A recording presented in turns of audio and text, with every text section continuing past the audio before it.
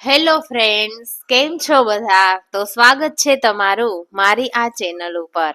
આજ આપણે બનાવશું વઘારેલી ખીચડી, જે ઉનાળામાં ઓછા તેલમાં બની જાય છે, ડાયટ માટે પણ ચાલે અને સ્વાસ્થ્ય માટે પણ રાત્રે ડિનરમાં લેવામાં ખૂબ સારું પડે. એ માટે આપણે રેસીપી લઈને આવ્યા છીએ. તો વઘારેલી ખીચડી બનાવવા માટે સૌ પ્રથમ આપણે બધા જ વેજીટેબલના મીડિયમ સાઇઝમાં કટ કરી લેશું. તો પહેલાં હું અહીંયા ડુંગળીનું અને ટમેટાનું કટ કરું છું. તો ટમેટા આ રીતે ચોરસ કટિંગ કરી લીધા છે મેં, નાના ટુકડાય નહીં અને બહુ મોટાય નહીં એ રીતે.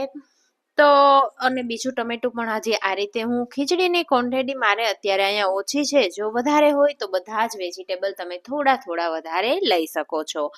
ટમેટાનું કટિંગ થઈ ગયું અને મેં મરચાના પણ કટિંગ કરી લીધા છે. તમે જો કટિંગ ના કરવું હોય તો આદુ લસણ મરચાની ખાંડણીમાં ખાંડીને પેસ્ટ પણ કરી અને બહુ સરસ લાગે છે એ પણ. ગાજરના ટુકડા કરી લીધા છે પાતળી અને લાંબી સ્લાઇસમાં. ડુંગળીનું હું કટિંગ કરી લઉં છું. કોબી, ફ્લાવર, કોથમરી, લીંબુ લીધું છે અડધું, થોડા મીઠા લીમડાના પાન છે અને આ રીતે બધા જ વેજીટેબલના ટુકડા મેં કરી લીધા છે.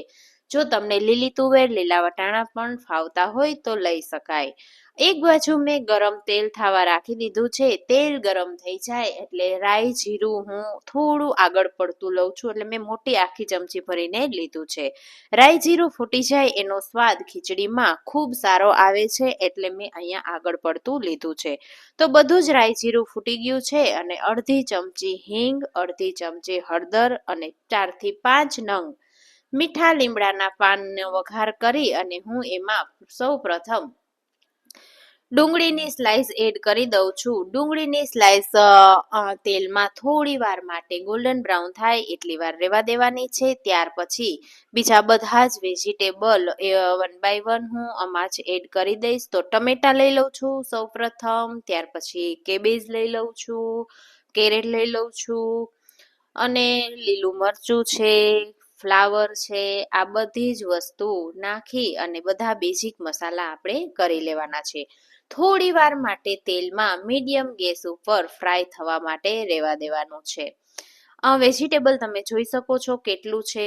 થોડો ગરમ મસાલો લીધો છે, થોડું ધાણા જીરું પાવડર લીધું છે, એક ચપટી ખાંડ લીધી છે, સ્વાદ પ્રમાણે મીઠું લેવાનું છે અને વેજીટેબલ તમે ખીચડીના પ્રમાણમાં આગળ પડતા લેશો તો ખીચડી નાના બાળકો પણ જમવાની ના નહીં પાડે. આ રીતે વેજીટેબલ આટલા લીધા છે, સામે ખીચડી પણ એટલી છે. સામે સામા વેજીટેબલ મેં લીધા છે જેનો ટેસ્ટ ખૂબ જ સારો આવે છે. એક ચપટી, એક મુઠ્ઠી જેટલા મેં અહીંયા સિંગદાણા લીધા છે. એક ચમચી જેટલી મેં લસણની ચટણી લીધી છે. જો તમે લસણ ના ખાતા હોય તો લાલ મરચું પાવડર પણ એડ કરો તો પણ ચાલે. મરચું મેં લીધું જ હતું, પણ મેં એક જ મરચું એટલા માટે લીધું હતું કે કલર ખીચડીનો સરસ દેખાય એ માટે થોડું લાલ મરચું પાવડર અથવા આ રીતે લસણની ચટણી એડ કરી શકાય, એટલે મરચું એક જ લીધું હતું મેં. તો તમે કલર જોઈ શકો છો, સરસ દેખાય છે. અને ખીચડીને મેં પલાળીને રાખી હતી તો ખીચડી સરસ પલળી ગઈ છે. આ બધી ખીચડી હું આમાં એડ કરી દઉં છું. જુઓ છો તમે કે વેજીટેબલ છે એટલી સામે ખીચડી છે. વેજીટેબલ વધારે પ્રમાણમાં દેખાય એ રીતે જ રાખવાનું છે. તો આ રીતે બધું થોડી વાર માટે રહેવા દઈ અને એમાં ખીચડી ડૂબી જાય એટલું જ પાણી લેવાનું છે. વધારે પાણી લેશું તો ખીચડી વધારે પડતી ચડી જશે અને જોવામાં કે જમવામાં મજા નહીં આવે.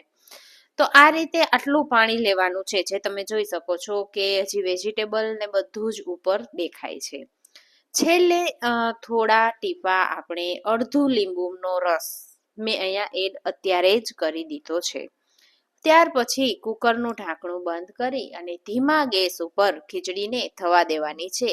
જો ગેસ ફૂલ રાખશું તો ખીચડી નીચે ચોંટી જવાની બીક રહે, એટલે મેં આ રીતે ધીમા ગેસ ઉપર થોડી વાર માટે રાખી અને ખીચડી તમે જોઈ શકો છો. એકદમ દાણો છૂટો પણ છે અને છતાં ચડી પણ ગઈ છે સરસ. આ ખીચડીને વધારે પડતી હલાવવાની નથી, જેથી આ રીતે બિરયાની જેવું લાગે. વધારે પડતી હલાવશું તો વધારે આમ ચીપકું થઈ જશે. તો તેને આપણે એક સર્વિંગ પ્લેટમાં સર્વ કરી લેશું. તમે જુઓ છો કે માંડવીના દાણા, કેબેજ, કેરોટ, બધી જ વસ્તુ સરસ રીતે એકદમ બફાઈ પણ ગઈ છે અને છતાં આખી પણ સામે દેખાય છે, જેથી લુક વાઇઝ ખીચડી બધા જ ને ખાવાની ઈચ્છા થઈ જાય. કેરોટના ટુકડા મેં ઝીણા ઝીણા કરેલા હતા, છતાં પણ તમને જુઓ છો કે કેરીના ટુકડા અને કેરટના ટુકડા, ફ્લાવરના પીસ બધું જ સરસ સામે દેખાય છે. આ રીતે સર્વિંગ પ્લેટમાં હું ખીચડીને કાઢી લઉં છું. તો તમને આ મારી રેસીપી કેવી લાગી તે કમેન્ટ બોક્સમાં જરૂરથી લખજો. ઉપરથી લીલા ધાણા ભાજી નાખી અને હું સર્વ કરી લઉં છું. બિરયાની અને ખીચડીની સાથે કોમ્બિનેશનમાં વધુ ભાગે આપણે દહીં લઈએ છીએ. દહીંની સાથે ખીચડી સર્વ કરવાથી ટેસ્ટ બમણો થઈ જાય છે. દહીંમાં કોઈ જ વસ્તુ એડ કરવાની જરૂર નથી, દહીં પ્લેન જ રાખવાનું છે.